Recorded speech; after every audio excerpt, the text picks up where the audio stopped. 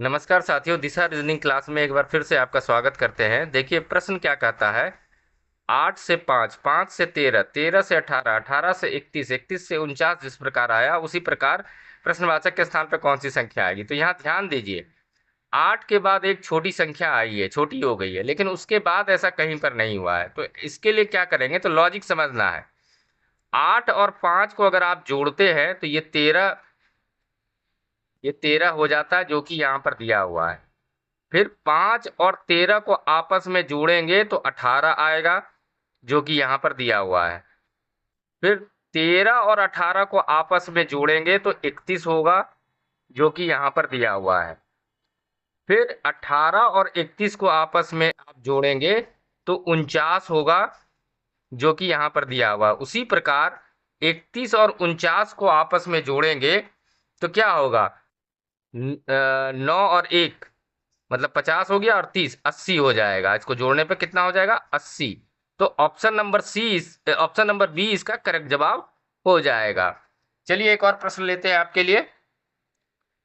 तो देखिए, अगला जो सवाल है हमारा वो क्या कहता है, असंगत को चुने। मतलब यहाँ पर जो संख्या दी गई है 32, 17, 9.5, 4.75, 3.875, इसमें से असंगत कौन सी संख्या है वो आपको पता लगानी है। दोस्तों, वीडियो अगर पसंद आ रही है तो वीडियो को लाइक अवश्य करें, चैनल को सब्सक्राइब अवश्य करें और अधिक से अधिक शेयर अवश्य करें। चलिए तो पता करते हैं। तो देखिए, 32 को हम अगर 2 से भाग करते हैं देते हैं तो क्या आता है, 16। और इसमें अपने मन से अगर हम एक जोड़ दें तो 17 आ जाता है, जो कि यहाँ पर दिया हुआ है। फिर इसी 17 को अगर हम 2 से भाग दें तो 8 दूनी के 16 मतलब 8.5 होगा। लेकिन इस लॉजिक के अनुसार अगर एक जोड़ दें इसमें तो 9.5 हो जाता है, ठीक है ना, जो कि यहाँ पे दिया हुआ है। फिर इस 9.5 को इसी लॉजिक से लगाते हैं तो इसको हटा देंगे तो यहाँ पे 0 आ जाएगा। और 5 से अगर कटाएंगे तो 5 चौक 20 और 1 और 9 पचे 45, 19 बार में हो जाएगा। और उसको 4 से कटाएंगे तो 4 चौक 16, बच जाएगा 3, 7 चौक 28, बच जाएगा 2 और 5। लेकिन ये सही जवाब नहीं हुआ, क्योंकि यहाँ पे लॉजिक के अनुसार एक जोड़ना है। तो इसमें अगर +1 हम करते हैं तो 5.75 आना चाहिए था, लेकिन यहाँ पर 4.75 दिया हुआ, मतलब यही इसका असंगत हो जाएगा। तो मतलब ऑप्शन नंबर सी इसका करेक्ट जवाब हो जाएगा। चलिए आगे बढ़ते हैं अगले प्रश्न की ओर। देखिए प्रश्न क्या कहता है, STATE स्टेट बराबर अगर 65 है तो CHILD चाइल्ड बराबर क्या होगा। तो देखिए, अल्फाबेटिकल न्यूमेरिकल के अनुसार हम देखते हैं तो S जो है वो 19 नंबर पर आता है, T हमारा 20 नंबर पर आता है, A हमारा 1 नंबर पे आता है, फिर T हमारा 20 नंबर पर आता है, और E जो है हमारा ये 5 नंबर पर आता है। और इनको अगर आप आपस में जोड़ दें तो आपको 65 मिल जाता है, जो कि यहाँ पर दिया हुआ है। उसी लॉजिक को यहाँ पे लगाते हैं तो सी जो है हमारा वो 3 नंबर पर आता है, ठीक है। एच हमारा 8 नंबर पर आता है, आई हमारा 9 नंबर पर आता है, एल हमारा 12 नंबर पर आता है, और डी हमारा 4 नंबर पर आता है।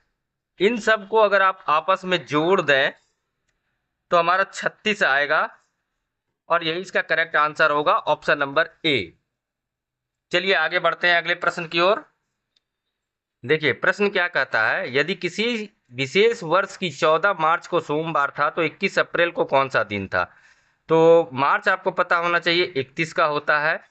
तो 14 मार्च बोल रहा है तो इसमें माइनस कर देंगे हम, ठीक है। सॉरी, 14 मार्च माइनस कर देंगे तो हमको 17 आ जाएगा, ठीक है। अब देखिए, यहाँ लिखिए मार्च,